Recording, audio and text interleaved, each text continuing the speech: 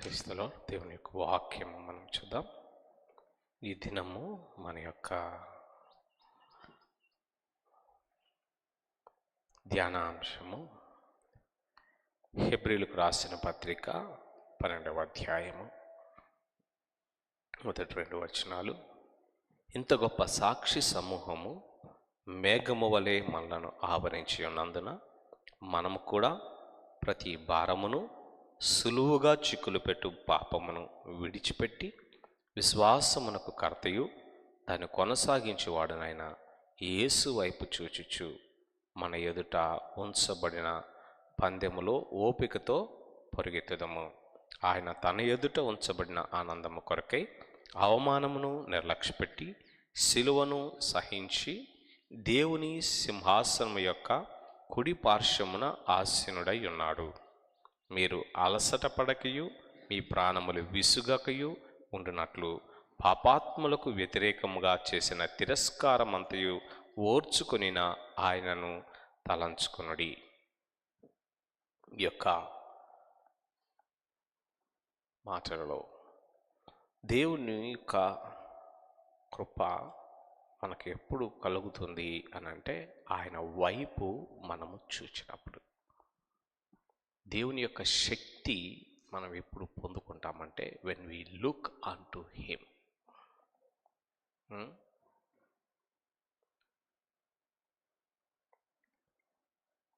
కొన్ని ఏమంటాము వైఫై ఇవి ఉంటాయి మనకి. ఇప్పుడు ప్రస్తుతానికి వైఫై అంతగా మన వర్షాలకి ఆ డిస్క్ పాడైంది, ఇక్కడికి కేబుల్స్ ఉండవు కాబట్టి డిస్క్ వైఫై అనేటటువంటిది మనం పెట్టుకున్నాం. ఆ డిస్క్ వైఫై అదొక డిస్క్ ఉంటుంది. ఊర్లో 5 కిలోమీటర్ల దూరంలో యాంటీనా ఉంటుంది. ఈ డిస్క్ ఆ యాంటీనాకి కరెక్ట్గా అదే కోణములో తిప్పినప్పుడు ఆ సిగ్నల్స్ ఈ డిస్క్ రిసీవ్ చేసుకుంటుంది.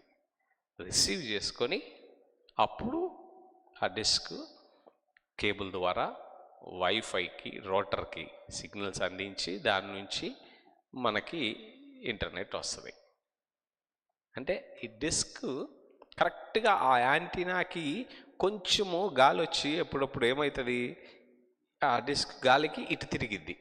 ఇటు తిరిగిన వెంటనే ఇక్కడ వెంటనే సిగ్నల్ ఏమవుతుంది, డౌన్ అయిపోతుంది. ఒక్కోసారి సిగ్నల్ రాదు. అప్పుడు వెంటనే తమ్ముళ్ళు చెప్తాం, వాళ్ళు పరిగెట్టి మళ్ళీ దాన్ని ఆ డిస్క్ని అటు ఇటు తిప్పి కరెక్ట్గా ఆ యాంటీనాకి కరెక్ట్గా స్ట్రైట్గా వచ్చేటట్లు ఇది మళ్ళీ పెట్టినప్పుడు మరలా ఇంటర్నెట్ వస్తూ ఉంటుంది. అంటే ఆ సిగ్నల్స్ రిసీవ్ చేసుకోవాలి అని అంటే ఏంటి, కరెక్ట్గా తిన్నగా దానివైపు దీన్ని ఫేస్ అవ్వాలి. అప్పుడు ఆ సిగ్నల్స్ రిసీవ్ చేసుకుంటాయి.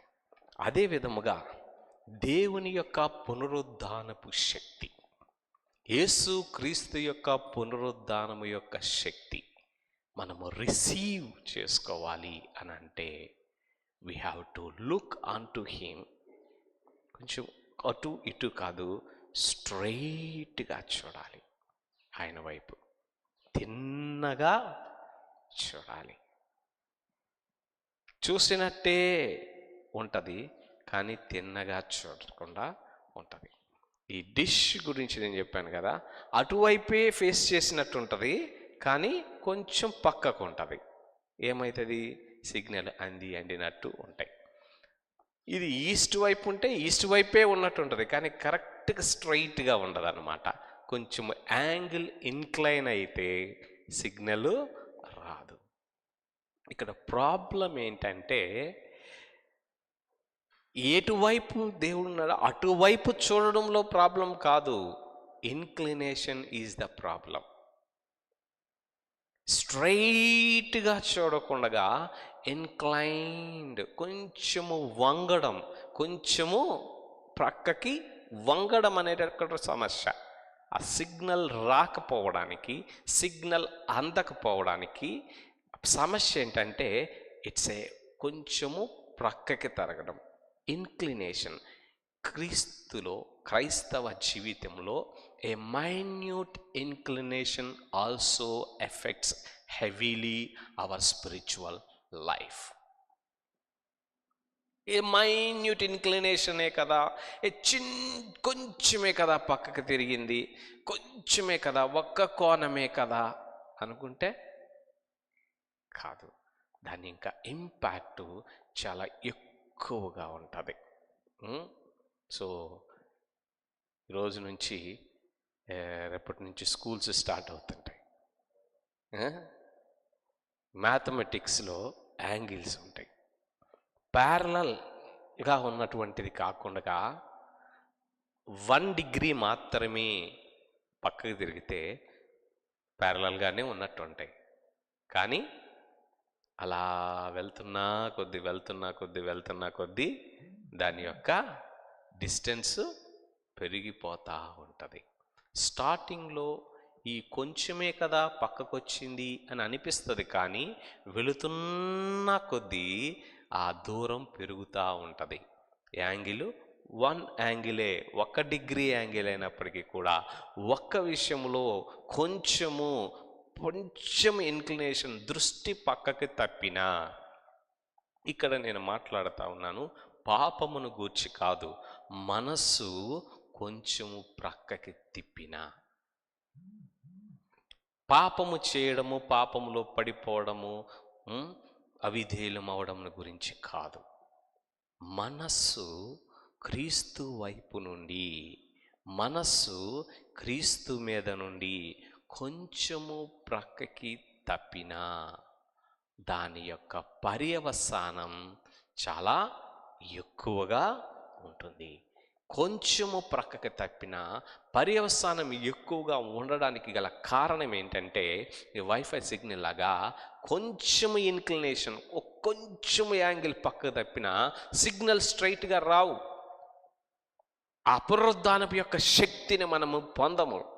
పునరుద్ధానం యొక్క శక్తిని మనము పొందకపోతే మనము బలహీనులమే. ఆయన శక్తి పొందకపోతే మనము ఓడిపోయేవారమే. ఆయన శక్తి పొందకపోతే మనం ఏమీ చేయలేము. ఆయన సహాయము మనకు లేకపోతే మనము ఏమీ సాధించలేము. We are zero without his help. కాబట్టి ఈ దినము నేను మాట్లాడాలనుకుంటున్నది ఏంటంటే, యేసు వైపు చూచుచున్నాం, కానీ there is an inclination. యేసు వైపు చూచుచున్నాం, కానీ కొంచెము ప్రక్కకి తలంపు, ఆలోచనలు, హృదయము కొంచెము ప్రక్కకి తిరిగినవి ఉన్నవి. అదే శక్తి లేకుండగా, శక్తిహీనముగా పడిపోయేటట్లు, భయంకరమైన స్థితిలోనికి వెళ్ళేటట్లు చేయుచున్నవి. Never compromise a small inclination away from Jesus. చిన్న ఇన్క్లినేషన్ కూడా బిగ్ ఇంపాక్ట్ ఆత్మీయ జీవితంలో తీసుకుని వస్తుంది. ఈ ఇన్క్లినేషన్స్ ఏంటి చూసినట్లయితే, మనము కూడా ప్రతి భారము అనేటటువంటివి ఇన్క్లినేషన్స్గా ఉంటాయి. కష్టాలు, సమస్యలు, ఒత్తిడి, పని ఒత్తిడి, బాధ్యతలు, ఇవి నిన్ను కొంచెం పక్కకి తప్పిస్తాయి. నీవు యేసుని నమ్ముతున్నావు, యేసుని వెంబడిస్తున్నావు, యేసుని ప్రేమిస్తున్నావు, ఆయన్ని ఆరాధిస్తున్నావు, కానీ నీ జీవితంలో భారముల నిమిత్తమై ఇన్క్లినేషన్ ఉన్నదా అని అంటే, దానికి ఒక గుర్తు ఏంటంటే, because I have this work, let me not attend the church. ఈ పని ఉంది కాబట్టి ఈరోజు ప్రేయర్కి రాలేను అని అన్నావా, you are inclined away from the Christ. క్రీస్తు నుంచి కొంచెము యాంగిల్ భారముల వైపు తప్పినది. నాకు కొంచెం పనులు ఉన్నాయి కాబట్టి ఎక్కువగా నేను ప్రార్థన చేయలేను అంటున్నావా, నీ దృష్టి కొంచెం యాంగిల్ తప్పింది. నాకు కొంచెం అనారోగ్యం ఉంది, నేను ప్రార్థనలకు అటెండ్ అవ్వలేను అని అన్నావా, నీ దృష్టి ఈ భారం వైపు, బాధ వైపు, వేదన వైపు ఇన్క్లైన్ అయింది. ఇందాకే కదా సాక్ష్యం విన్నాం పాస్టర్ గారిది. ఆపరేషన్ చేయబడిన ఒక్క ప్రేయర్స్లో కూడా అటెండ్ అవ్వకుండా ఉండలేదు అన్న. నిజం చెప్పండి, అదే స్థితిలో ఉంటే ఎన్ని ప్రేయర్స్ మీరు బంక్ చేసేవాళ్ళు? ఇన్క్లినేషన్ అంటే అదే. అది చిన్న విషయం అనుకుంటారు. ఇన్క్లినేషన్ గురించి, ఆ కొంచెం ప్రక్కకి తప్పడం గురించి, కొంచెం దృష్టి పక్కకి వెళ్ళడం గురించి నీకు 100% కన్విన్స్ అయ్యేటటువంటి ఆ యొక్క రీజనింగ్ ఉండొచ్చు. ఆపరేషన్ అయింది, కొంచెం జాయిన్ అవ్వకపోతే పోయిందేముంది? రీజనింగ్ బాగాలేదా? బాగానే ఉంది. సమస్య ఉంది, ఏమైంది? రీజనింగ్ బాగాలేదా? బాగానే ఉంటుంది రీజనింగ్, కానీ నీవు శక్తి రిసీవ్ అవ్వదు, నీకు జీవము రిసీవ్ అవ్వదు, ఆయన ప్రభావము రిసీవ్ అవ్వదు, ఆయన కృప రిసీవ్ అవ్వదు. ఆయన యొద్ద నుండి వచ్చు ఏ అధిక సహాయము కూడా నీకు రాదు. నీవు నీకుగానే పోరాడాలి, నీవు నీకుగానే భరించాలి, నీవు నీకుగానే పరిగెత్తాలి. ఈ లోకములో జీవితమును, ఈ లోకములో ఆత్మీయ పోరాటములను మనకి మనముగా పోరాడలేము. It's impossible. పాత నిబంధన భక్తిలోనే నీతిమంతుడు లేడు, ఒక్కడును లేడు అని అంటే, క్రొత్త నిబంధన భక్తి దానికంటే పెద్దది కాదా? వ్యభిచారము చెయ్యొద్దంటే మోహపు చూపే వద్దన్నాడు. అబద్ధ సాక్ష్యము పలకవద్దు అని అంటే, అవునంటే అవును, కాదంటే కాదు, కానీ మాట ఉండాలి అన్నాడు. స్టాండర్డ్ పెరగలేదా? పాత నిబంధన జీవితాన్ని, భక్తిని ఒక్కడు కూడా అవలంబించలేనప్పుడు నూతన నిబంధన భక్తిని, నూతన నిబంధన మార్గమును ఏ మానవుడు, నరమానవుడు జీవించగలుగుతాడు? It's impossible unless you have a additional help from Jesus. ఆయన రిజరెక్టెడ్ పవర్ నీలోనికి ప్రవేశిస్తే తప్పించి నీవు క్రైస్తవునిగా, మంచి క్రైస్తవునిగా, శిష్యునిగా, నిజమైన శిష్యుడిగా జీవించలేవు. నీకు నీది కాక additional help, additional strength, additional power నీకు దొరకకపోతే నీవు బ్రతకలేవు.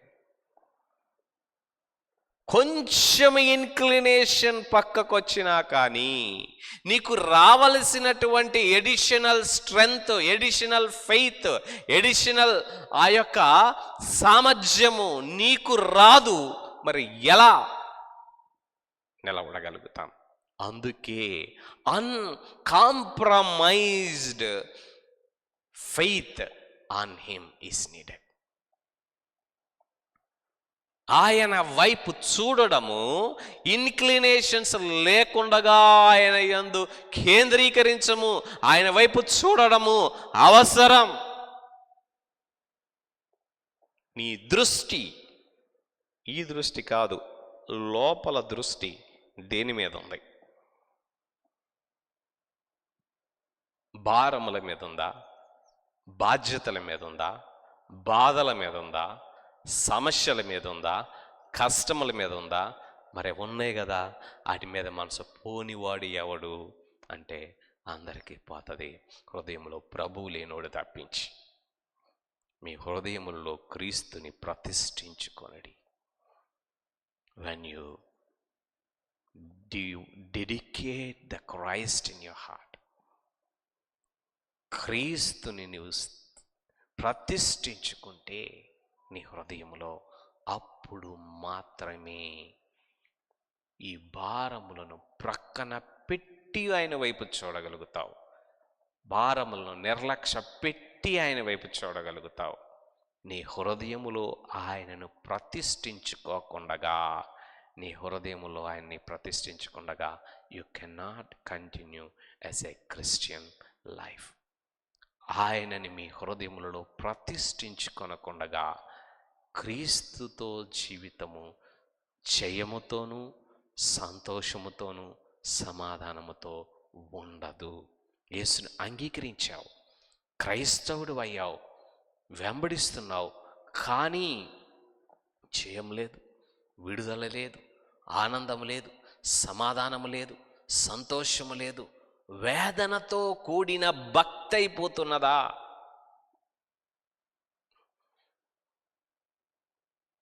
ప్రయాసతో కూడిన భక్తి అవుతున్నదా?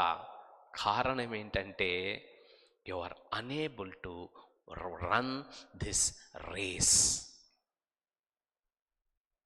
ఈ రేస్ని నువ్వు పరిగెత్తలేకపోతున్నావు, నీకు శక్తి లేదు.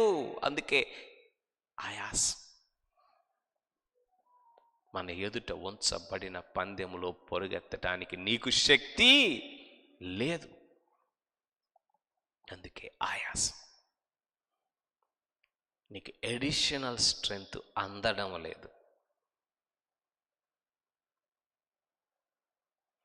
అందుకని నేను చాలాసార్లు చెప్తాను, ఒక విశ్వాసి పాపము చేసినప్పుడు, అవిధేయత చూపినప్పుడు, లేదా బలహీనుడైనప్పుడు, ఓడిపోయినప్పుడు ఆయన ఎదుట నిలబడితే ఆయన అనే మాట, మూర్ఖుడా ఎందుకు ఇట్లా చేశావు అని అనడు. ఎందుకో తెలుసా? మనము బలహీనులమని ఆయన ఎరిగి ఉన్నాడు, మనము శక్తి లేని వారమని ఆయన ఎరిగి ఉన్నాడు, మనకు సామర్థ్యము లేదని ఆయన ఎరిగి ఉన్నాడు, మనము మంటివారమని ఆయన ఎరిగి ఉన్నాడు, మనము శరీరులమని ఆయన ఎరిగి ఉన్నాడు.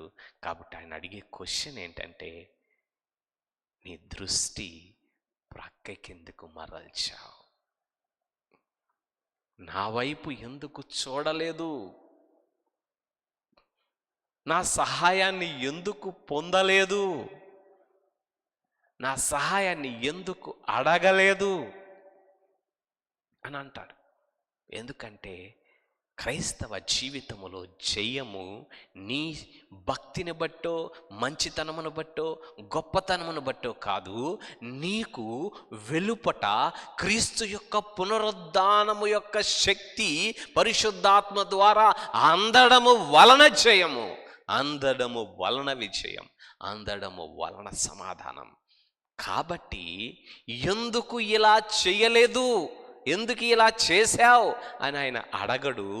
ఎందుకు నా వైపు చూడలేదు, ఎందుకు నా మీద ఆధారపడలేదు, ఎందుకు ప్రక్కకు చూశావు? పేతురు మునిగిపోతున్నప్పుడు ఆయన సమస్య ఏంటి? ప్రక్కకెందుకు చూశావు? ఆయన వైపు చూసి నడిచినంత వైపు బాగానే నడిచాడు కదా, ప్రక్కకెందుకు చూశావు? నీ భారముల వైపు, సమస్య వైపు ఎందుకు ప్రక్కకు చూశావు అని ఆయన అడుగుతాడు. నీ దృష్టి నా మీద నిలపకుండగా చేయుచున్నది ఏమిటి? ఏ భారం, ఏ బాధ్యత, ఏ భయం, ఏ ఆందోళన, ఏ సమస్య ఏంటది? దాన్ని ప్రక్కన పెట్టి నా వైపు చూడు అంటే, అది నిర్లక్ష్య పెట్టి నా వైపు చూడు అంటే, అది ఉన్నది లేనట్లుగా ఫీల్ అవ్వడం కాదు. Positive thinking is different. Positive thinking ఏంటంటే, నీకేమో సమస్య ఉంది, నువ్వు లేదనుకో లేదనుకో లేదనుకో లేదనుకుంటే లేకుండా పోతుందా? నీకు ఏమున్నాయి? ఈఎంఐ పే చేయాలి, దగ్గరకు వచ్చింది. నాకు లేదు లేదు లేదు అనుకుంటే ఏమవుతుంది? ఆడొచ్చేసి వేసుకెళ్ళిపోతాడు. దేన్ని తీసుకున్నావు దాన్ని? కారు ఈఎంఐ పే చేయలేదు, ఏమవుతుంది? నాకు లేదనుకో లేదనుకో లేదనుకో, పాజిటివ్గా థింక్ చేయి, పాజిటివ్గా థింక్ చేయి. నాకు ఏ భారం లేదు, నేను ఈఎంఐ పే చేయాలి, నాకు భారం లేదు, నాకు భారం లేదు, నాకు భారం లేదు అనుకున్నావు అనుకో, పాజిటివ్ థింకింగ్గా ఏమవుతుంది? 3 నెలలు ఆడొచ్చేసి కారు ఎత్తుకెళ్ళిపోతాడు. క్రీస్తులో చూచుచు నీ సమస్యను, నీ భారమును, నీ యొక్క బాధ్యతలను నిర్లక్ష్య పెట్టంటే పాజిటివ్ థింకింగ్ లాగా నాకే బాధ లేదు, నాకే బాధ లేదు, ఏ బాధ లేదు అనుకోవడం కాదు. బాధలు ఉన్నాయి కానీ నీ వైపే చూస్తా. సమస్యలు ఉన్నాయి కానీ నీ మీద ఆధారపడతా, నీ అందు ఆనందిస్తా. తన ప్రియులు నిద్రించుచుండగా ఆయన వారికి ఇచ్చుచున్నాడు. నువ్వు ఆయన యందు ఆనందించుచుండగా, సేద తీర్చుండగా ఆయన యొక్క శక్తి, ఆయన యొక్క ప్రభావం, ఆయన యొక్క సహాయం, ఆయన యొక్క హస్తము, పునరుత్థానపు యొక్క శక్తి పరిశుద్ధాత్మ ద్వారా నీలోనికి, నీ మీదకి, నీకు కలిగిన యావత్తునకు అది ప్రసరింపబడి, అది విస్తరింపబడి నీకు అడిషనల్ సూపర్ న్యాచురల్ సహాయము దొరుకును. అప్పుడు దొరుకుతుంది, మామూలుగా దొరకదు. కానీ సమస్య ఏంటంటే ఆయన వైపు చూడడం, బాధ్యతల వైపు, భారం వైపు, కష్టముల వైపు, ఇబ్బందుల వైపు చూస్తూ ఆయన వైపు చూడడం. ప్రతి దానికి కూడా కష్టం ఉంది కదా, ఎలా రమ్మంటావు? ఇబ్బంది ఉంది కదా, ఎలా చేయమంటావు? బాలేదు కదా, ఎలాగ దేవుడు వద్దులే, అర్థం చేసుకుంటాడులే. పెద్ద అబద్ధం, ద బిగ్గెస్ట్ లై క్రిస్టియానిటీకి, క్రైస్తవునికి సాతాను చెప్పేది ఏంటంటే, ప్రేమ కలిగిన దేవుడు అర్థం చేసుకుంటాడులే, అర్థం చేసుకుంటాడు కానీ నీకు శక్తి రాదు. అర్థం చేసుకొని నువ్వు తిరిగినప్పుడు కృప చూపుతాడు కానీ నీకు శక్తి రాదు, నీకు సహాయము దొరకదు. ఎందుకంటే నువ్వు ఆయన వైపు చూచుచున్నప్పుడే పునరుద్ధానపు యొక్క శక్తి నీకు ట్రాన్స్ఫర్ అవుతుంది. నీ యొక్క అలైన్ అయినప్పుడే, ఆ ఫ్రీక్వెన్సీ సిగ్నల్స్ అటాచ్ అయినప్పుడే ఆ పవర్ ట్రాన్స్ఫర్ అవుతుంది. ప్రేమ కలిగిన దేవుడు, నాకు బాగాలేదని ఆయనకి తెలుసులే, కష్టాలు ఉన్నాయని ఆయనకి తెలుసులే, ఆల్రెడీ అప్పులు ఉన్నాయి, ఇబ్బందులు ఉన్నాయి, దేవునికి సంద ఇవ్వకపోయినా పర్లేదు, ఆయన అర్థం చేసుకుంటాడులే. ఇన్క్లినేషన్,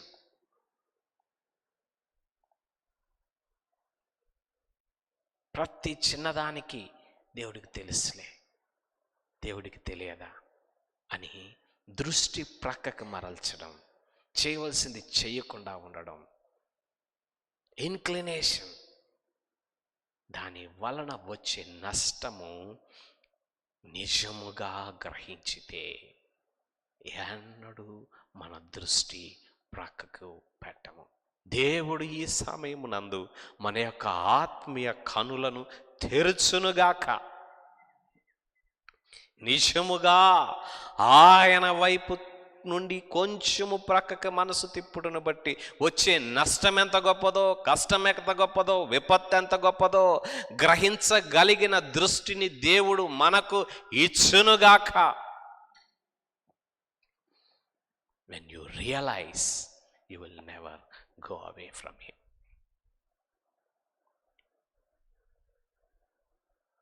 మన హృదయములో, మన తలంపులలో ఆయన ప్రతిష్ఠించుకుందాం. రెండవది, చిక్కులు పెట్టు పాపమును విడిచిపెట్టి. ఏ పాపమైతే, ఏ పరిస్థితి అయితే, ఏదైతే సులువుగా నిన్ను చిక్కులో పడేసి పాపంలో పడేస్తుందో దానిని విడిచిపెట్టి,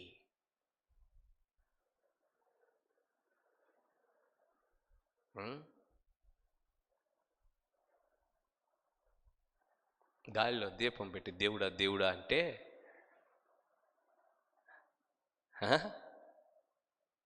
ఏముంటుంది? ఏముండదు.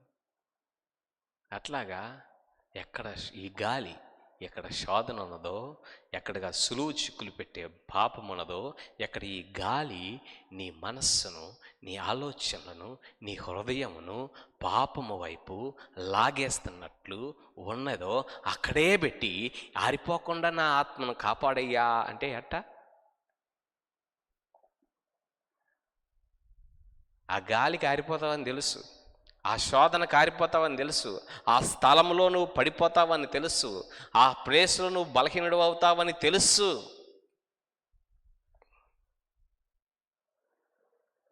అక్కడే నిలబడి, అక్కడే ఉండి, ఆ పరిస్థితుల్లోనే నిలబడి ప్రభువా నా ఆత్మను కాపాడు, నా సాక్ష్యాన్ని కాపాడు అంటే అట్ట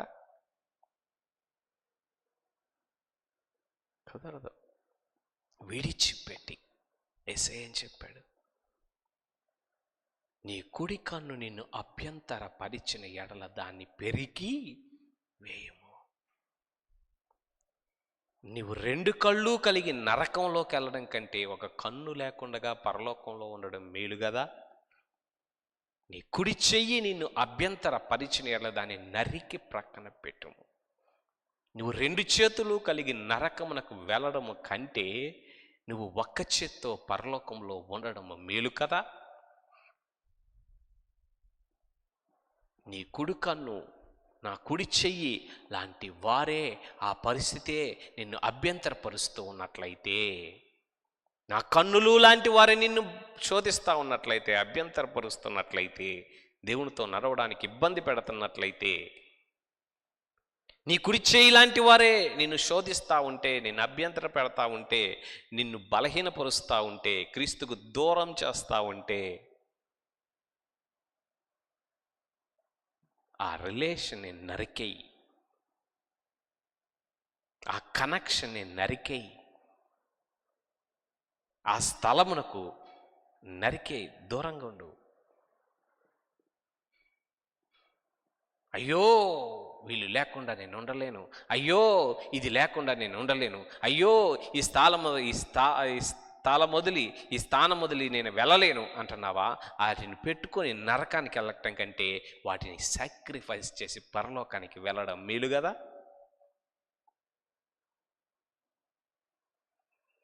కాబట్టి సులువుగా చిక్కులు పెట్టు పాపములను విడిచిపెట్టి, పాపమును విడిచిపెట్టడం అంటే పాపమును విడిచిపెడుతున్నావు, కానీ ఆ పాపమునకు ప్రేరేపిస్తున్న ప్రదేశములను విడిచిపెట్టట్లేదు, పాపములలో పూర్తిపోతున్న మనుషులను విడిచిపెట్టడం లేదు. ఆ పాపమును నిన్ను పదే పదే ఇది చేసేటటువంటి పరిస్థితుల నుండి పక్కకు రావడం లేదు. You are inclined towards that. That is why you are not going away from it. ఎక్కడో నీ హృదయము, ఎక్కడో నీ మనస్సు, ఎక్కడో నీ యొక్క ఆలోచనలు అటువైపు కొంచెము వంగాయి, మొగ్గు చూపాయి. కాబట్టే విడిచిపెట్టలేకపోతున్నావు, కాబట్టే వదిలిపెట్టలేకపోతున్నావు, కాబట్టే మరిచిపోలేకపోతున్నావు, ప్రక్కన పెట్టలేకపోతున్నావు. కాబట్టి సులువుగా చిక్కులు పెట్టు ప్రతి పాపమును విడిచిపెట్టు. నీ దృష్టిని క్రీస్తు వైపు నుండి ప్రక్కకు మళ్లించు, ప్రతి దానిని విడిచిపెట్టి. లేకపోతే ఆ స్మాల్ ఇన్క్లినేషనే, కొంచెము హృదయమే, కొంచెము తలంపే నిన్ను ఏమి చేస్తుంది? సంపూర్ణముగా దూరం చేస్తుంది. ఆయన లేకుండా మనము నిష్ప్రయోజకులం, ఆయన సహాయము లేకుండా మనము చేతగాని వారం, ఆయన శక్తి లేకుండా మనకు ఏదీ చేత కాదు అన్న విషయము గ్రహించేట్లయితే, ఆయన శక్తిని పొందనటువంటి, శక్తిని పోగొట్టుకునే పరిస్థితుల నుండి మనము దూరమగుదుముగాక. Even though they are painful, it is better to be away from them. Even though it is painful, it is better to live far away from that places. ఆ స్థలముల నుండి, ఆ పరిస్థితుల నుండి ప్రక్కకు వెళ్ళడం బాధ, వేదన, నష్టము, కష్టము అయినప్పటికీ కూడా దూరముగా ఉండటం మేలు, క్షేమం. ఆయన శక్తి, ఆయన సహాయము, ఆయన యొక్క ప్రభావము పొందకుండగా ఎలాగా బ్రతకగలం? జీవాయువు లేకుండగా ప్రాణి బ్రతకగలడా? ఆక్సిజన్ లేకుండా నువ్వు బ్రతకగలవా? శ్వాస నిశ్వాసలలో ఆక్సిజన్ తీసుకుంటూ వదిలితే తప్పించి నువ్వు ఏమీ చేయలేవే. అలాగే నీ యొక్క ఆత్మ ఆయన వైపు చూచుచు ఆయన జీవమును పొందుతూ, ఆయనతో సహవసిస్తూ, ఆయన జీవమును పొందుతూ, ఆయన శక్తిని చేసుకుంటూ, ఆ శ్వాస నిశ్వాసల వలె ఆత్మ జీవమును కలిగి ఉండకుండా నీ ఆత్మ ఎలాగ శక్తి కలిగి ఉంటుంది? Can you live without breathing? A spiritual breathing is a spiritual life. ఆయన జీవం, ఆయన శక్తి, ఆయన పునరుద్ధానపు యొక్క శక్తిని నువ్వు పీల్చుకోకుండా, పరిశుద్ధాత్మ యొక్క ప్రభావమును నువ్వు పీల్చుకోకుండా ఎలా బ్రతకగలవు ఆత్మీయంగా? How can you live a spiritual life without breathing His Holy Spirit? Without receiving His resurrected power? How can you live? It's impossible. Oxygen తీసుకోకుండా, ఆ ఊపిరి పీల్చకుండా నువ్వు బ్రతకగలవా? క్రైస్తవుడుగా జీవించగలవా? ప్రార్థన చేయట్లేదు, అయినా ఎలా బ్రతుకుతున్నావు? ఉదయమునే లేచి వ్యక్తిగతముగా హృదయములను దేవుని సన్నిధిలో కొమ్మరించకుండా ఎలాగ క్రైస్తవుడిగా ఉండగలుగుతావు? You may bluff before people. ప్రజల ఎదుట మంచోడినే, మంచిగా ఉన్నా, బాగానే ఉన్నా అని అనొచ్చు. నీ హృదయాంతరంగములు క్రీస్తు వైపు నుండి ఎప్పుడో పక్కకి తొలగిపోతూనే ఉంటాయి, పక్కకి వెళ్ళిపోతూనే ఉంటాయి. క్రీస్తు వైపు చూచు. మన దృష్టి ఇటువైపు చూస్తున్నప్పటికీ కూడా ఇటు ఏం చేస్తున్నారో తెలుస్తూ ఉంటుంది. ఇటువైపు చూస్తున్నా కానీ ఇక్కడ ఏం జరుగుతుందో తెలుస్తూ ఉంటుంది. ఆ చూపు కాదు దేవుని మీద. ప్రభువా నీ మీద ఒక కన్ను వేసే ఉంచా ప్రభువా కాదు, చూసినట్టే ఉండరు అన్నీ చెప్తారు. ఏంటంటే ఒక కన్ను వేసి ఉంచా, నీ మీద ఒక కన్ను వేసి ఉంచా. ఎప్పుడు చూశారబ్బా అంటే ఒక కన్ను వేసి ఉంచా. ఆ రకంగా దేవుడి మీద కన్ను వేసి ఉంచటం కాదు, స్ట్రైట్ టు హిస్ ఐస్. భారము చులుగా చిక్కులు పెట్టు పాపములను విడిచిపెట్టి తేరి చూచినప్పుడే గొప్ప కార్యములు చూస్తాం. వెన్ యూ లుక్ అంటూ resurrected Jesus, then only you will receive the power. పునరుద్ధానపు క్రీస్తుని చూడు, పాపముని జయించిన క్రీస్తుని చూడు, సాతాన్ని జయించిన క్రీస్తుని చూడు, మరణమును జయించిన క్రీస్తుని చూడు, శ్రమను సహించిన క్రీస్తుని చూడు, రాబోవు మహిమ నిమిత్తమై ఈ లోక శ్రమలను నిర్లక్ష్యపరిచిన క్రీస్తుని చూడు, సిలువను సహించిన క్రీస్తుని చూడు.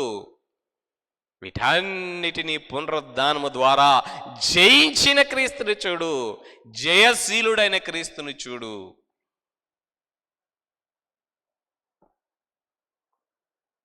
సిలువను గూర్చిన వార్త నశించుచున్న వారికి వెర్రితనము, రక్షింపబడుతున్న మనకు దేవుని యొక్క శక్తి. నశించుచున్న వారికి ఆ సిలువే వెర్రితనముగాను, రక్షింపబడుతున్న వారికి ఆ సిలువే దేవుని శక్తిగాను ఎలా ఉంటున్నది? నశించువారు వారు సిలువను చూస్తారు, సిలువలో ఉన్న అపజయము, సిలువలో ఉన్న వేదన, సిలువలో ఉన్న అవమానము, సిలువలో ఉన్నటువంటి కష్టము, సిలువలో ఉన్న ఒంటరితనము చూసి 2 మేకులు 3 మేకులు పీక్కోలేని వాడు మనకేం సహాయం చేస్తాడు అంటాడు. వాడు సిలువను చూస్తున్నాడు. రక్షింపబడేవాడు సిలువను కాదు, సిలువలో నుండి పునరుద్ధానుడైన క్రీస్తుని చూడు.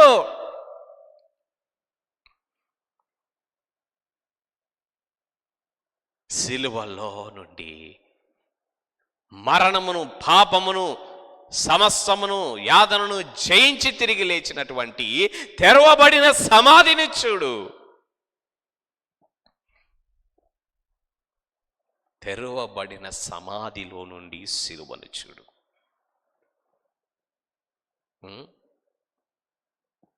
కొన్ని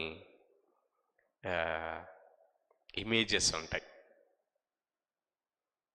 కల్వరి సిలువను చేసినప్పుడు తెరవబడిన సమాధి యొక్క సందులో నుంచి సిలువ ఫోటోలు, సిలువ కొండ ఉంటుంది. ఎప్పుడన్నా చూసారా? అది చేసేసి పైన పెట్టు. రిజరెక్టెడ్, తెరవబడిన సమాధి అని చెప్పేసి పిన్నింట్రెస్ట్లో కొడితే నీకు వస్తాయి. ఆ సమాధి, ఆ లోపల నుండి ఆ సమాధి తెరవబడినప్పుడు మొత్తం చీకటిగా ఉంటుంది. చీకటిలో తలుపు తెరుచుకున్నప్పుడు వెలుగుగా ఉంటుంది. ఆ వెలుగు లోపల నుంచి, ఇప్పుడు తలుపు తీసాం కదా, తలుపు తీసినప్పుడు బయట కనపడుతుంది. తలుపు తీసిన ఆ సందులో నుంచి ఆ లోపల బయట కొండ కనపడుతుంది. అట్లా తెరవబడిన సమాధిలో నుండి పైన సిలువ కనపడిద్ది అనమాట. ఆ సీనరీ మనకి ఎప్పుడు గుర్తుండాలి. Never look into the Calvary by outside, look into the Calvary from inside the open tomb. తెరువబడిన సమాధి లోపల నుండి కల్వరి కొండని, కల్వరి సిలువను చూడు. వచ్చిందా?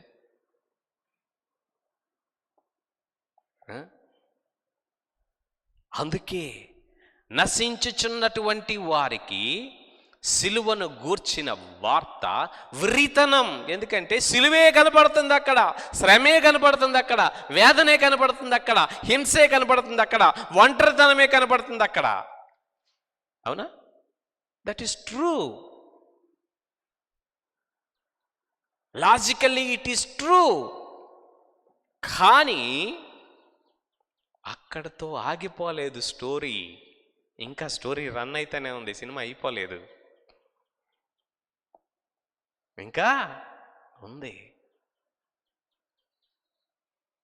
ఆయన తిరిగి లేచినాడు, మరణమును జయించినాడు, పాపమును జయించినాడు, సాతాన్ని జయించినాడు, లోకమును జయించినాడు, వేదనను జయించినాడు, తృణీకారమును జయించినాడు, సమస్తమును జయించినాడు, వాటికి అంతము తీసుకుని వచ్చినాడు, జయము తీసుకుని వచ్చినాడు. కాబట్టి సిలువను ఎప్పుడు పునరుద్ధానములో నుండి చూడు. అప్పుడే దేవుని శక్తి. పునరుద్ధానములో నుండి మాత్రమే సిలువను చూడాలి. పునరుద్ధానపు యొక్క శక్తిలో నుండి మాత్రమే సిలువను చూడాలి. అప్పుడు మాత్రమే నీకు శక్తి కలుగుతుంది, విడుదల కలుగుతుంది. లుక్ అంటూ జీసస్ అంటే లుక్ అంటూ ఎ రిజరెక్టెడ్ జీసస్. కొందరు లుక్ అంటూ జీసస్ అంటే బాలుడైన యేసును చూస్తారు, చూసి లాలిపాటలు పాడతారు, జోలపాటలు పాడతారు. కొందరు యవనుడైనటువంటి పరిచర్య చేసిన యేసును చూస్తారు. కాబట్టి మీరు ఆహారము తిని తృప్తి పొందుట వలననే నన్ను వెంబడిస్తున్నారని నాకు తెలుసు అన్నట్టు, మీరు స్వస్థతలు పొంది మేలులు పొందుటను బట్టియే ఆయన వెంబడిస్తున్నారు. పరిచర్య చేసిన క్రీస్తును చూస్తారు. అద్భుతాలు చేసిన క్రీస్తునే చూస్తారు. కాబట్టి అదే కోరుకుంటారు, అంతవరకే చేస్తారు. కొందరు సిలువ మీద ఉన్న క్రీస్తుని చూస్తారు, భయమేసి పారిపోతారు.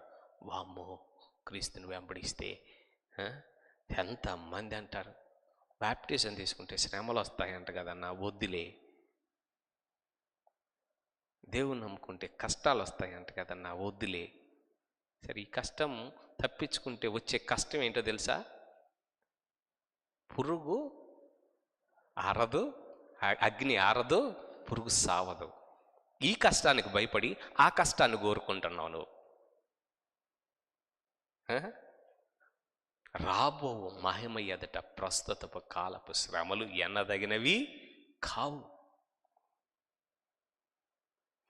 సిలువనే చూస్తున్నావు, ఆ వచ్చే ఫలమును చూడట్లేదు. ఎవరైతే పునరుద్ధానములో నుండి సిలువను చూస్తారో వారు మాత్రమే జయమును చూస్తారు, వారి మాత్రమే శక్తిని పొందుతారు. ఈ శిష్యులైనటువంటి వారు పునరుద్ధానములో నుండి క్రీస్తును చూసేంత వరకు కూడా ఆయన నమ్మలేదు. ఆయన మాటలను సంపూర్ణముగా పూర్తిగా విశ్వసించలేదు. ఆయనే మెస్సయ్యా అని వెంబడిస్తున్నారు, నమ్ముతున్నారు, లోబడుతున్నారు, కానీ సంపూర్ణంగా కాదు. ఎక్కడో డౌట్, ఎక్కడో భయం, ఎక్కడో ఇది. సిలువ దగ్గర ఆగిపోయింది వారి దృష్టి. తోమా యొక్క దృష్టి సిలువ దగ్గర ఆగిపోయింది. ఏమంటున్నాడు? నేను నమ్మను. డౌట్, అవిశ్వాసం. రిజరెక్టెడ్ జీసస్ని చూసినప్పుడే నీ అవిశ్వాసం పోతుంది. నేను ఆయన చేతుల్లో చెయ్యి పెట్టి, ఆయన గాయాల్లో వేలు పెట్టి చూస్తే తప్పించి నేను నమ్మను అన్నాడు. ప్రభు ఏమన్నాడంటే, రండి, నన్ను పట్టి చూడండి, నా గాయముల్లో వేలు పెట్టి చూడండి. అవిశ్వాసులు కాక విశ్వాసులై యుండుడి. రిజరెక్టెడ్, నన్ను తాకండి, నన్ను పట్టుకోండి, నన్ను స్పర్శించండి, నన్ను చూడండి. అవిశ్వాసులు కాక విశ్వాసులై ఉండుడి. ఆ రిజరెక్టెడ్ పవర్ని చూడాలి, పట్టాలి, స్పర్శించాలి, అనుభవించాలి. అప్పుడు అవిశ్వాసులుగా ఉండం. ఎన్నడూ కూడా అవిశ్వాసులుగా ఉండం. తోమా అవిశ్వాసముతో ఉన్నాడు. అవిశ్వాసములో ఉన్న తోమా జీవితంలో ఎప్పుడైతే రిజరెక్టెడ్ జీసస్ను చూచాడో, అంతకు వరకు ఏ శిష్యుడు కూడా అననే మాట అన్నాడు. ఏమన్నాడు? నా ప్రభువా, నా దేవా. డౌటింగ్ థామస్ అంటాం కదా.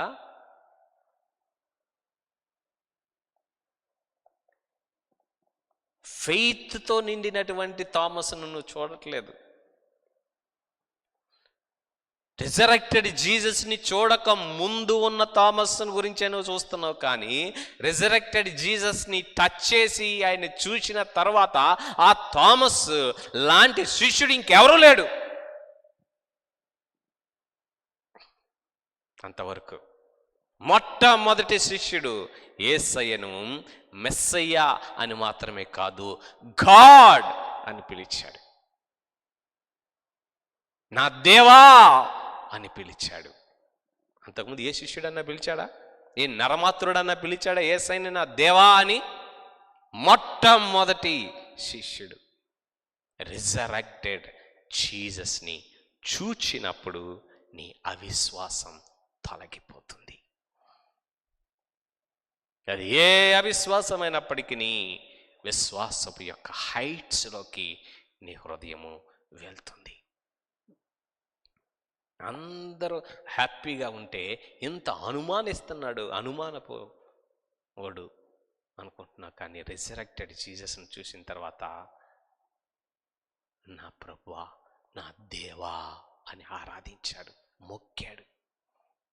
యూదుడు ఎవరికి మొక్కరు, యూదులు ఎవరిని దేవుడు అని అనరు.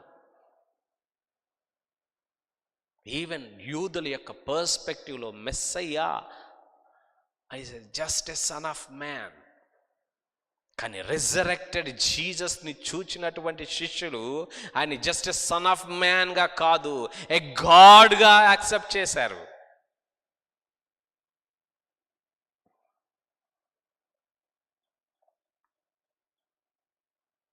Jews cannot imagine God coming in the human flesh.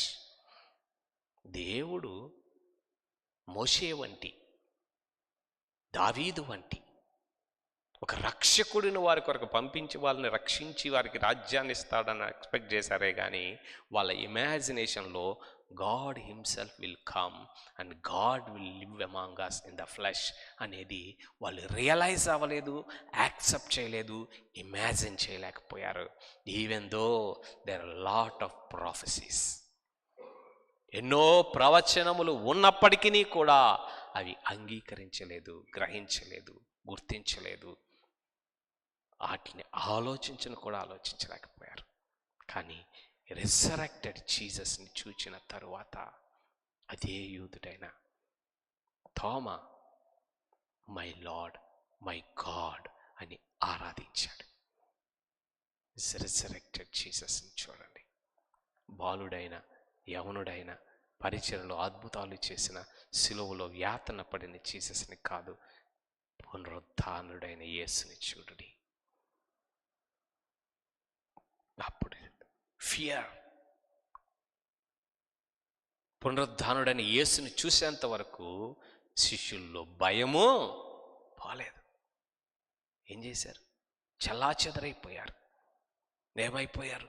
అక్కడికిక్కడికి పరిగెత్తారు, లేదంటే తలుపేసుకొని లోపల అలా ఉండిపోయారు.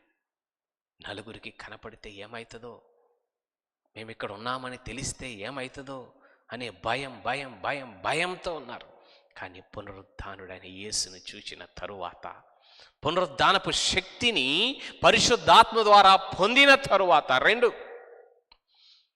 Seeing the resurrected Christ and receiving the resurrected power by the Holy Spirit, ఆ తరువాత ఇంక వారి జీవితంలో భయం అనేది లేదు. రాజుల ఎదుట, అధికారులు ఎదుట, సమాజ మందిరాల్లో, వీధులలో ధైర్యముగా ప్రకటించినారు. భయం లేదు. క్రీస్తుని ప్రకటించడానికి, క్రీస్తు కొరకు నిలబడడానికి భయం వేస్తుందా? You have not seen the resurrected Christ and you have not received the resurrected power by the Holy Spirit. అందుకే నీలో భయం, పిరికితనం. జ్ఞానం ఉపయోగిస్తానంటావు, వైజ్గా ఉంటానంటావు, భయం.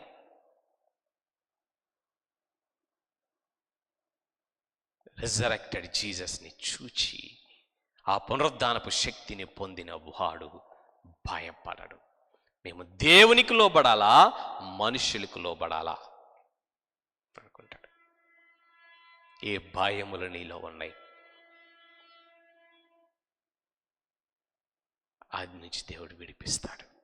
నువ్వు ఇది చేసినట్లయితే పెయిన్కి నువ్వు భయపడవు, సిలువకు భయపడవు, శ్రమకు భయపడవు, నిందకి, తిరస్కారమునకు భయపడవు. పౌలు యెరూషలేములో శ్రమ ఉన్నదని, యెరూషలేములో తనని పట్టుకొనబోతున్నారని, యెరూషలేములో ఒకవేళ ఆయన్ని చంపేస్తారేమో అని ఎరిగినప్పటికీ ధైర్యంగా యెరూషలేమునికి ప్రయాణం చేశాడు. పెయిన్కి భయపడలా, సఫరింగ్కి భయపడలా, పర్సిక్యూషన్కి భయపడలా. ఎందుకంటే పౌలు చూడడమే రిజరెక్టెడ్ జీసస్నే చూశాడు.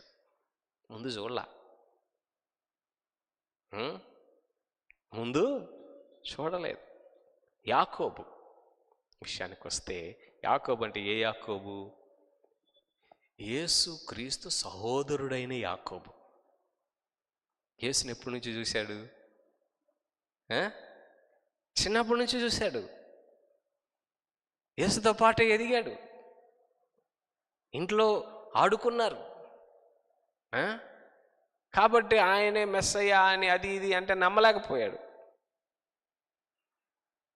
విశ్వసించలేకపోయాడు, అంగీకరించలేదు. తన సహోదరులు సహితము ఆయన్ని విశ్వసించలేదు. ఏమైంది? తిరిగి లేచిన తరువాత నమ్మాడు. తిరిగి లేచిన తర్వాత శిష్యుల్లో ఒకడయ్యాడు. యాకోబు పత్రికను రాశాడు. కాబట్టి యాకోబు చూడడం, చిన్నతనం నుండి దేవుని చూశాడు. ఏ సామాన్యమైన బాలుడిగా, ఏ మామూలు యవనస్తుడిగా, పరిచర్య చేసిన, గొప్ప కార్యాలు చేసినటువంటి పరిచారకుడిగా, శ్రమలు పడినటువంటి వానిగా, ఆ తరువాత రిజరెక్టెడ్గా అయినటువంటి వానిగా చూశాడు. కానీ పౌలు మాత్రం చూడటమే రిజరెక్టెడ్ జీసస్నే చూశాడు, ఇంకేం చూడలేదు. అందుకని పౌలులో ఇన్క్లినేషన్ లేదు, వెనక్కి ఆలోచన లేదు. క్రీస్తు కొరకు ఎన్ని శ్రమలు పడడానికైనాను సిద్ధమయ్యాడు. ఆయన చూచిన దినానే దేవుడు పౌలుతో అన్న మాట, నీవు నా కొరకు ఎన్ని శ్రమలు అనుభవించాలో ఐ విల్ టీచ్ యూ. నా కొరకు నువ్వు అనుభవించవలసిన శ్రమలను నీకు తెలియపరుస్తా. శ్రమల నిమిత్తం, క్రీస్తు కొరకు శ్రమల నిమిత్తం ఏర్పరచబడినటువంటి శిష్యుడిగా అన్నాడు. రిజరెక్టెడ్ జీసస్ని చూస్తే శ్రమగా ఉండదు.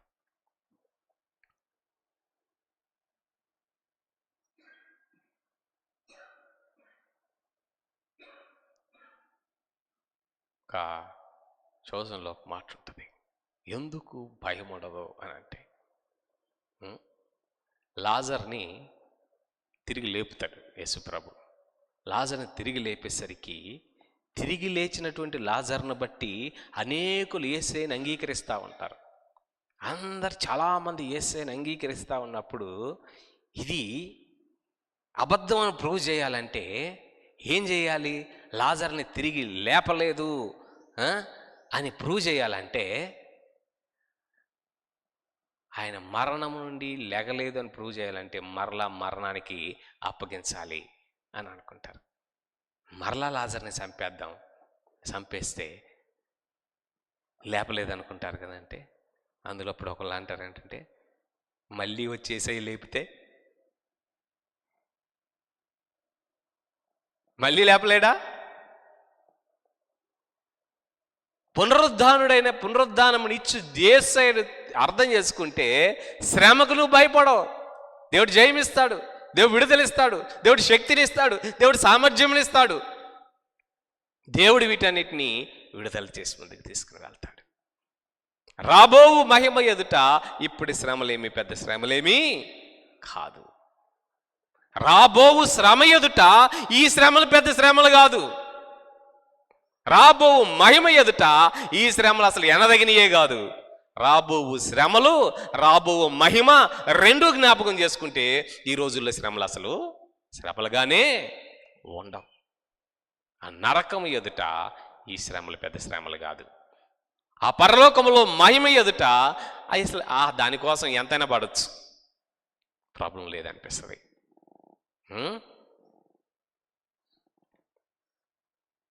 యాకోబు రాహేలును ప్రేమించాడు. ఆమె కోసం ఎంతైనా శ్రమ పడవచ్చు అని చెప్పేసి 14 సంవత్సరాలు శ్రమ పడ్డాడు. కొన్ని నువ్వు కోరుకుంటే, నువ్వు ఇష్టపడితే, నీ ఆశిస్తే, అబ్బా దీనికోసం ఎంతైనా శ్రమ పడవచ్చు అనుకుంటావు. నిజంగా పరలోకం అర్థం చేసుకుంటే, పరలోకం మహిమ తెలిస్తే దానికోసం ఎంతైనా శ్రమ పడవచ్చు, దానికోసం ఎంతైనా కష్టపడవచ్చు, తప్పులేదు అని అనిపిస్తుంది. ఆ మహిమ అంత గొప్పది.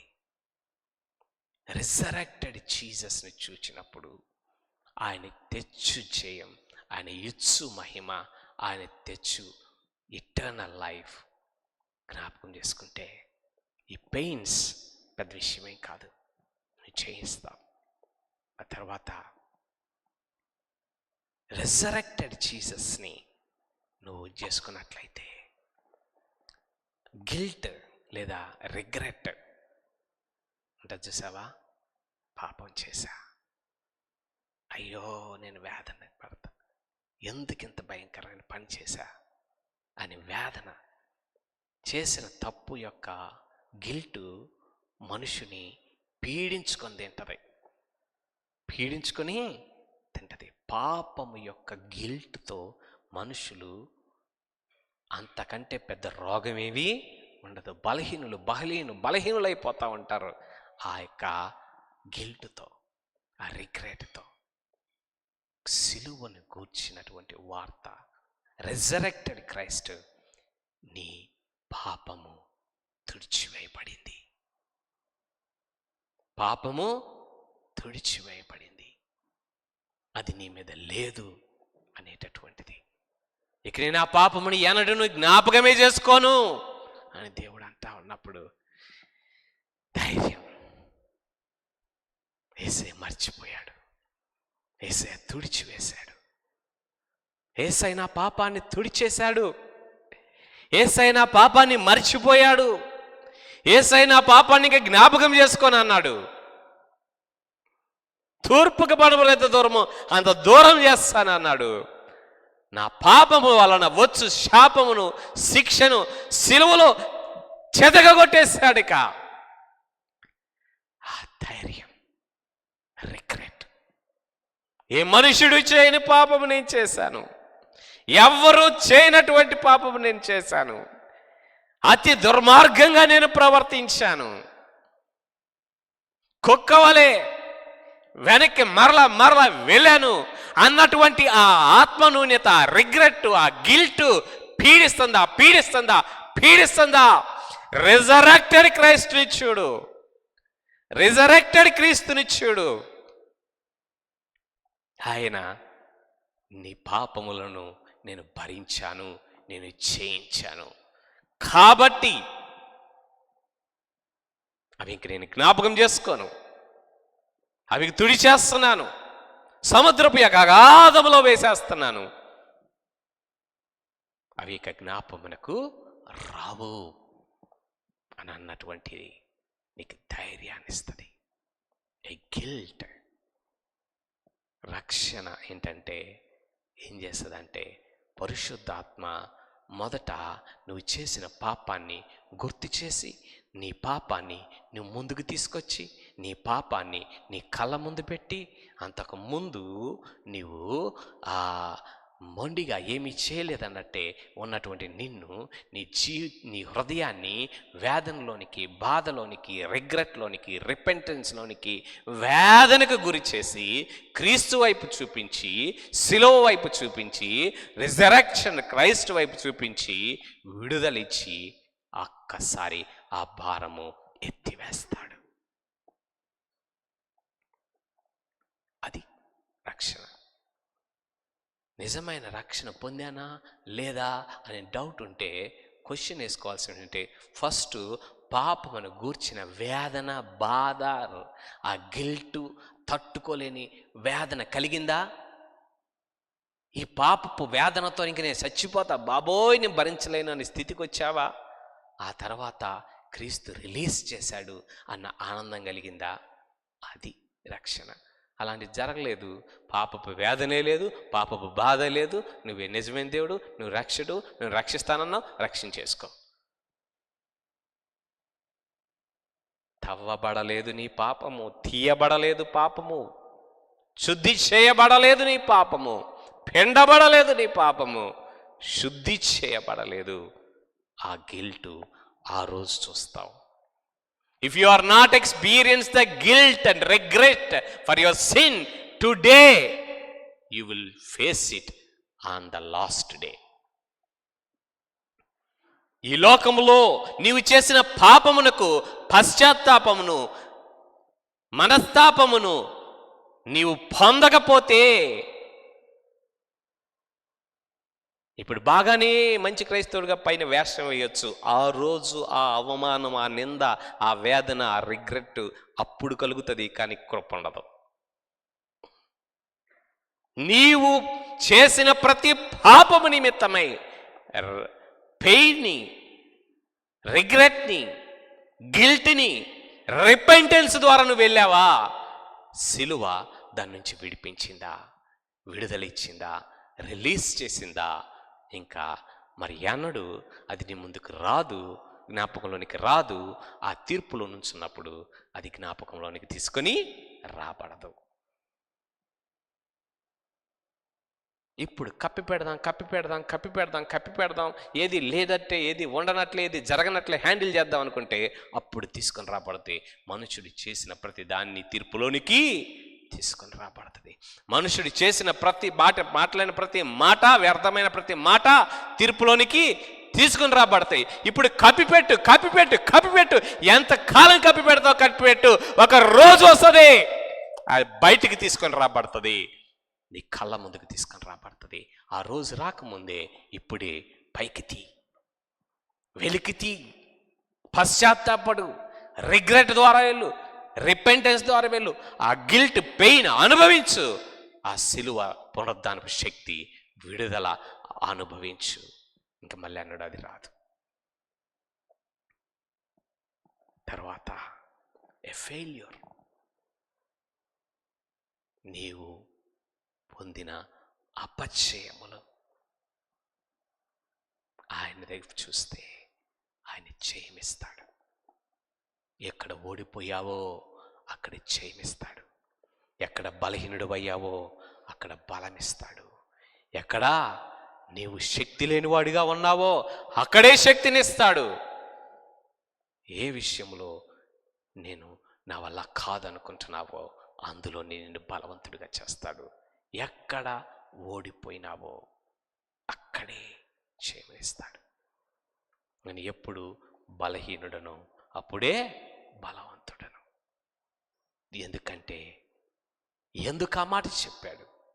నేను ఎప్పుడు బలహీనుడను అప్పుడే బలవంతుడను ఎందుకు చెప్పాడంటే, పౌలు తన దృష్టి క్రీస్తు మీద నుండి ఎప్పుడు పక్కకి రాలేదు, క్రీస్తు వైపే చూస్తున్నాడు తన దృష్టి.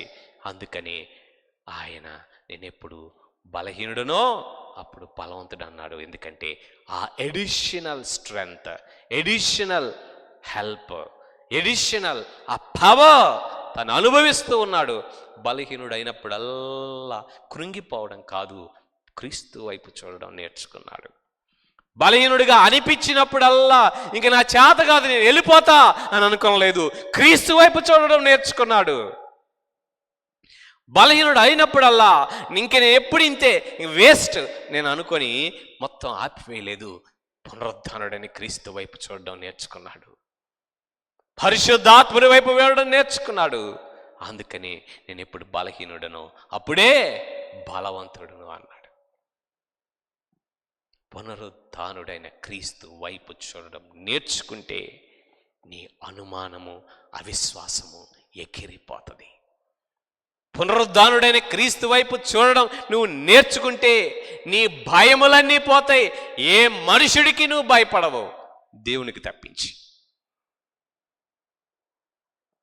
పునరుద్ధానుడైనటువంటి క్రీస్తు వైపు నువ్వు చూడడం నేర్చుకుంటే ఏ కష్టానికి, ఏ శ్రమకి, ఏ పెయిన్కి, ఏ సఫరింగ్కి, ఏ యొక్క పర్సిక్యూషన్కి నువ్వు భయపడవు, ముందుకు సాగిపోతావు. పునరుద్ధానుడైనటువంటి క్రీస్తు వైపు చూడడం నువ్వు నేర్చుకుంటే ఆ రిగ్రెట్, ఆ గిల్ట్, నీ పాపము చేసి తిని అయ్యో అనేటటువంటి ఆ పెయిన్ నీలో ఉండదు, అది ఎగిరిపోతుంది.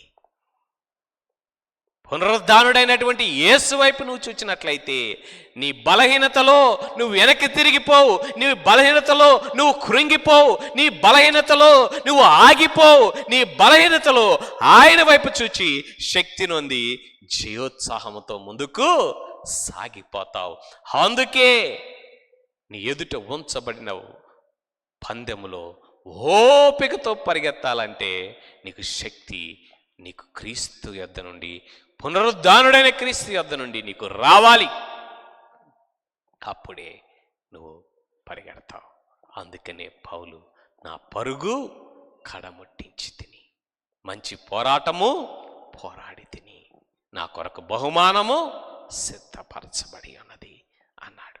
మన పరుగు కడముట్టించాలంటే, మంచి పోరాటము పోరాడాలంటే, మన కొరకు దేవుడు ఉంచినటువంటి ఆ బహుమానమును మనము పొందాలి అంటే, పునరుద్ధానుడైన క్రీస్తును చూడు, తిన్నగా చూడు, కేంద్రీకరించు, ఆయన మీదే మనసుంచు. పాపము మీదనో, మనుషుల మీదనో, బాధ మీదనో, శ్రమ మీదనో, బాధ్యతల మీదనో ఇన్క్లినేషన్ ఉండదు. కొంచెం కూడా పక్కకు తప్పావా, ఆ సిగ్నల్ రిసీవ్ అవ్వదు, ఆ శక్తి రాదు. సంపూర్ణముగా ఆయన మీద మనస్సు నిలుపుదాం, ఆయన శక్తిని పొందుదాం. ప్రార్థన చేసుకుందాం.